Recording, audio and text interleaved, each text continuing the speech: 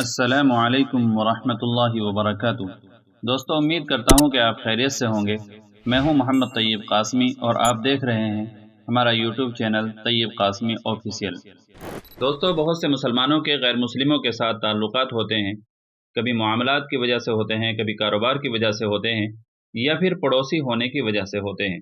تو ایسی صورت میں جب ایک مسلمان غیر مسلم کے ساتھ ملتا ہے تو کس طرح سلام کرنا چاہیے؟ اس کو نمستے یا نمسکار کہنا جائز ہے یا ناجائز ہوگا؟ یا پھر اسلام نے جو طریقہ بتایا ہے اس طریقے پر سلام کریں؟ آئیے اس ویڈیو میں ہم انہی ساری باتوں کو سمجھیں گے۔ اس سلسلے میں علماء اکرام، مفتیان اعظام اور دارالعلوم دیوبند نے کیا فتویٰ جاری کیا ہے وہ بھی دیکھیں گے۔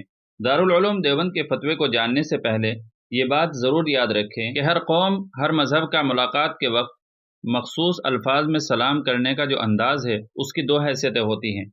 ایک اس کے لغوی معنی ہے جو عام طور پر ملاقات کرنے والے کے لیے دعائیہ کلمات یا اظہار ادب یا اظہار خوشی پر مشتمل ہوتے ہیں، اور دوسری حیثیت ان الفاظ کی قومی شناخت یا مذہبی شناخت کی ہوتی ہے۔ غیر مسلم سمیت کئی مسلمان سے ملتے وقت سلام مسنون کے علاوہ ایسے الفاظ استعمال کرنے کی تو گنجائش ہے جو لغوی طور پر صحیح ہوں، یعنی ان کا معنی درست ہو اور اس میں غیر شرعی بات نہ ہو، مثلا کفر پر رضامندی یا کوئی شرکیہ کلمہ وغیرہ نہ ہو۔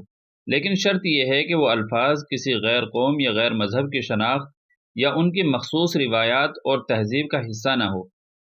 اگر وہ الفاظ کسی غیر قوم یا مذہب کی شناخت یا مخصوص روایات اور تہذیب کا حصہ ہوں گے تو غیر قوم یا مذہب کی مشابہت کی وجہ سے اس کا استعمال ممنوع ہوگا، اگرچہ اس کے لغوی معنی دعائیہ کلمات پر ہی کیوں نہ مشتمل ہو۔ چلیے اب دیکھتے ہیں دارالعلوم دیوبند کا وہ فتویٰ جو دارالعلوم نے نمستے یا نمسکار کے سلسلے میں جاری کیا ہے۔ سائل نے سوال کیا ہے، کیا نمسکار کہنا شرک ہے؟ کیا ہم آفس میں اور فون پر غیر مسلموں کو نمسکار کہہ سکتے ہیں؟ دارالعلوم دیوبند کی طرف سے بہت ہی عمدہ جواب آیا ہے، آپ غور سے سنیں۔ دارالعلوم دیوبند کا جواب ہے، بسم اللہ الرحمن الرحیم۔